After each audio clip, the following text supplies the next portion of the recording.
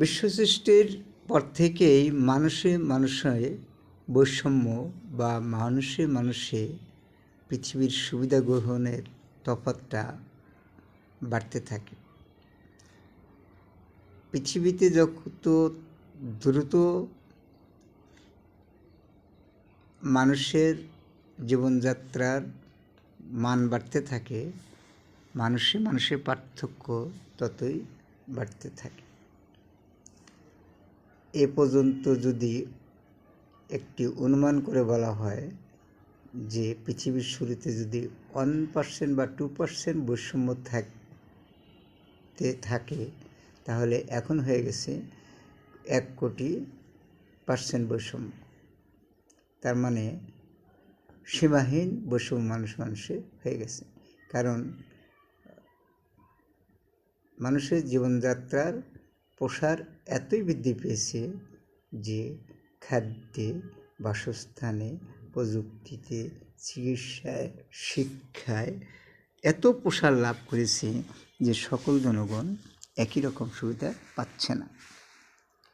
এটাকে নিতান্তই কেহ নিয়তি বা প্রকৃতির নিয়ম হিসাবে গ্রহণ করতে পারে, আবার কেহ মানুষের সৃষ্টি বলতে পারে। আজকে ভেনেজুয়েলায়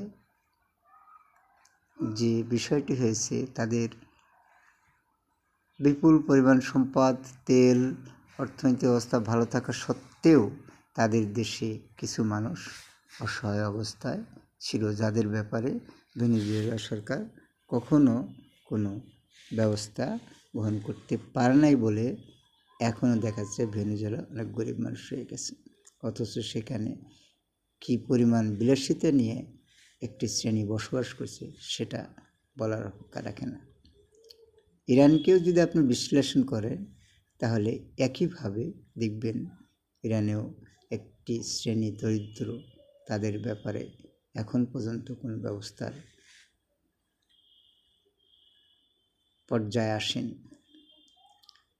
এভাবে বিশ্বের প্রতিটি দেশে যদি দেখা যায় তাহলে একই অবস্থা। একটি শ্রেণীর মানুষ দেশে বিশাল বিশাল সম্পদ, অফুরন্ত সম্পদ, অর্থনৈতিক অবস্থা ভালো থাকা সত্ত্বেও সেই সকল মানুষকে সুবিধা রাষ্ট্র দিচ্ছে না, যার ফলে দেশে বিদ্রোহের দানা বাঁধে। সেই বিদ্রোহে দেশ প্রেমহীন কিছু লোক বিদেশিদের হাত মিলে সেই বিদ্রোহে আবার চাঙ্গা করে এবং তারা আবার ক্ষমতায় বসে একইভাবে তারাও আবার বিতাড়িত হয় একই কারণে।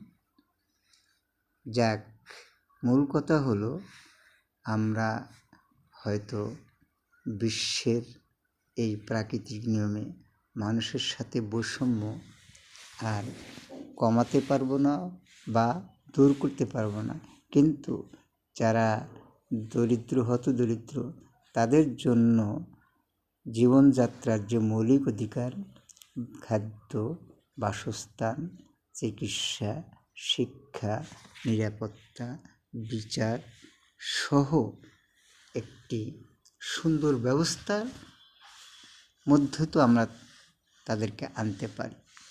যখনই এই শ্রেণীর মানুষকে অবহেলা করা হয়, তখনই হয়তো মহান আল্লাহ তার বিচারের জন্য এই রাষ্ট্র ক্ষমতায় অধিষ্ঠদের বিতাড়িত করে। আজকে বাংলাদেশের যারা নেতৃত্ব আগে দিয়েছেন, এখন যারা দিচ্ছে এবং পরেও যারা দিবেন, তাদের কথাটি স্মরণ রাখতে হবে। ধন্যবাদ সবাইকে।